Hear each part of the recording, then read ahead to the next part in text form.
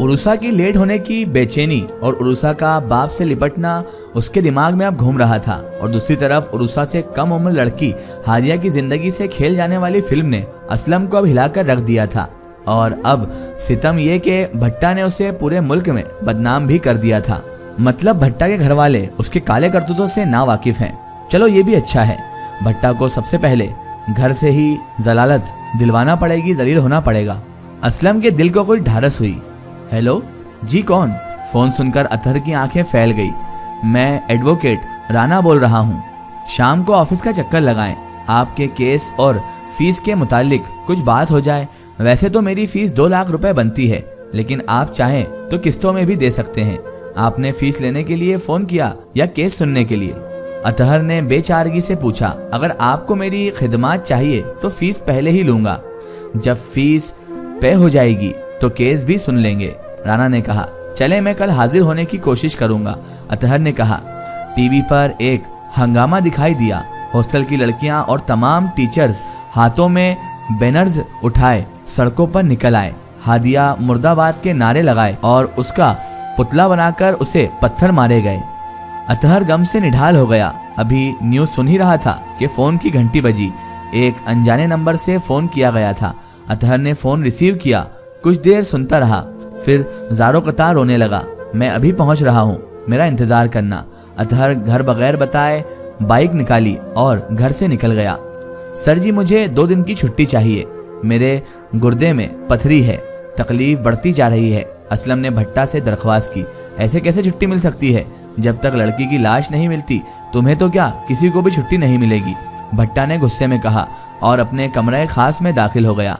असलम ने मौका निकालकर भट्टा का पीछा किया और कान लगाकर सुनने लगा। आज कोई और किसी की बेटी निशाना बनी हुई थी। असलम ने सोचा आज किसी भी हाल में छुट्टी करना होगी ताकि जल्द से जल्द मिशन मुकम्मल कर सकूं। फिर उसके बाद किसी लड़की की भी जिंदगी खराब ना होने पाएगी। लिहाजा कमाल की अदाकारी करते हुए असलम ऑफिस की मेज के साथ जमीन पर गिर गया। थाने का पूरा अमला इकट्ठा हो गया। असलम उठो, पानी लाओ, इसके मुंह पर पानी के छींटे मारेंगे। असलम नकाहत भरी एक्टिंग करते हुए उठ बैठा और अपना घूमता हुआ सर पकड़ लिया। ड्यूटी पर मौजूद सिपाही ने असलम को गाड़ी में बिठाया और उसके घर ड्रॉप कर दिया। असलम ने घर पहुंचकर ही कपड़े बदले, अपना हुलिया बदला और अतहर से मिलने मखसूस मुकाम की तरफ रवाना हो गया। अतहर पहले से ही वहां पर मौजूद था। असलम ने बताया, मैं आपसे सख्त शर्मिंदा हूँ, मैं बर वक्त आपकी मदद नहीं कर पाया। हादिया बेटी मेरे पास है, गो के वह ठीक नहीं है, मौत के मुंह से निकल कर आई है। खुदारा मुझे भी अभी उसके पास ले जाएं आप। अतहर ने असलम के हाथों को पकड़ते हुए कहा, मैं दुखों से निढाल हो चुका हूँ, मेरी हादिया ऐसी बिल्कुल भी नहीं थी, मैं कसम खाकर कहता हूँ। अतहर ने बच्चों की तरह रोते हुए बताया, मैं जानता हूँ भाई, शुरू से आखिर तक सारी कहानी से बखूबी आगाह हूँ। भट्टा इंसान नहीं दरिंदा है।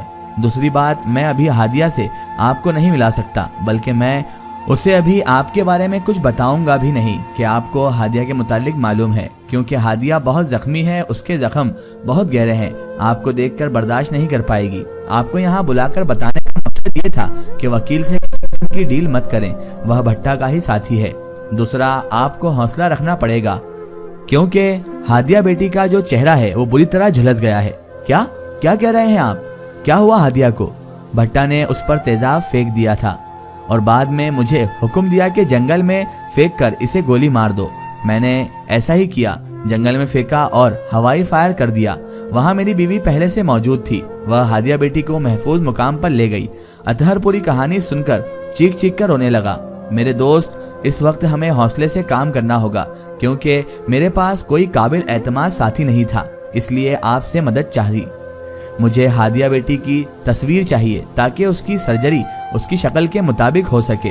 मैं कल इसी जगह आपसे तस्वीर लेने आऊँगा और अगर आप हादिया को देखना चाहते हैं तो दूर से देख सकते हैं। उससे मिलने की कोशिश से उसकी जान को खतरे में भी भेजा जा सकता है, इसलिए आप उससे दूर ही देखें। मैं दूर से ही देख लूँगा, आप फिक्र ना करें।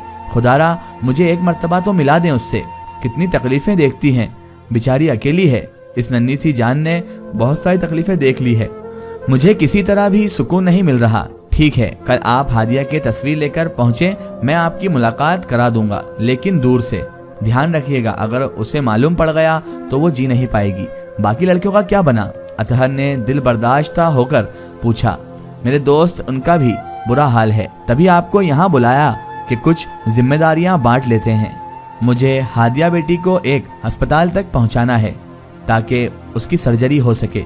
जब तक उसकी सर्जरी नहीं हो जाती आप उससे दूर रहें, ये मेरी इल्तिजा है। यार, ये असलम किधर मर गया? भेजो इसे। भट्टा ने ऑफिस आते ही पूछा। सिपाही ने बताया, सर असलम की तबीयत अचानक खराब हो गई थी, उसे तो गाड़ी में डालकर घर छोड़ना पड़ा। ये हराम हड्डा तो पहले ही छुट्टी के चक्कर में था, भट्टा ने कहा और किसी का नंबर डायल किया और बातें करने लगा। इसी आसना में उसके मोबाइल पर घंटी बजी। भट्टा ने घर का नंबर देखा और फौरन सुनने लग गया। क्या क्या?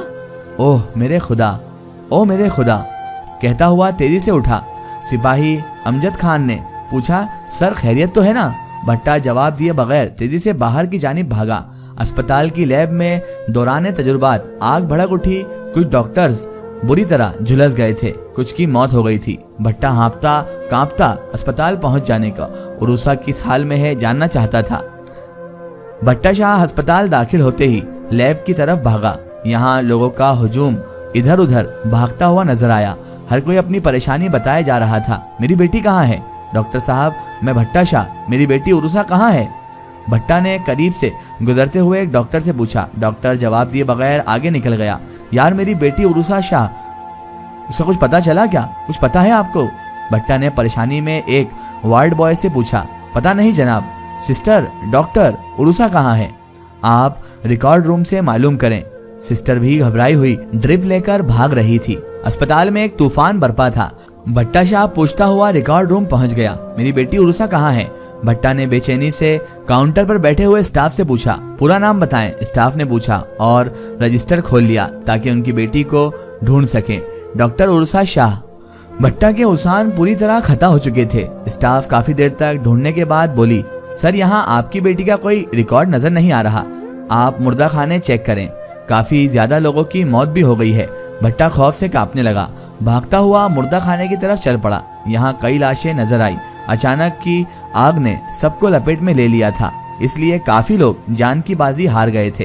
किसी की लाश भी पहचानी नहीं जा सकती थी। भट्टा ने घर इत्तला की कि कुछ असरो रसूख वाले दोस्तों को जल्द से जल्द अस्पताल पहुंचने को कहा और उसके बाद लाशों का डीएनए भी करवाया गया, लेकिन इनमें से कोई भी उरूसा की लाश नहीं थी। उरूसा की लाश मिली ही नहीं। अस्पताल गुजरने के बावजूद उरूसा का मालूम नहीं हो सका। शाह जी, खुदा के लिए कुछ करें, उरूसा को ढूंढें, मेरा दिल गम से फटा जा रहा है। सारा दिन गुजर गया, उरूसा का पता नहीं चल रहा। मदीहा ने रोते हुए भट्टा शाह के सामने हाथ जोड़ते हुए कहा। भट्टा शाह ने मदीहा के हाथ मजबूती से थामे और तसल्ली देते हुए कहा, मैंने पूरे स्टाफ और डॉक्टर्स को कह दिया है, कुछ ना कुछ अच्छी खबर जरूर आएगी। इसका एक स्टोरी हम देखेंगे इसके अगले पार्ट में।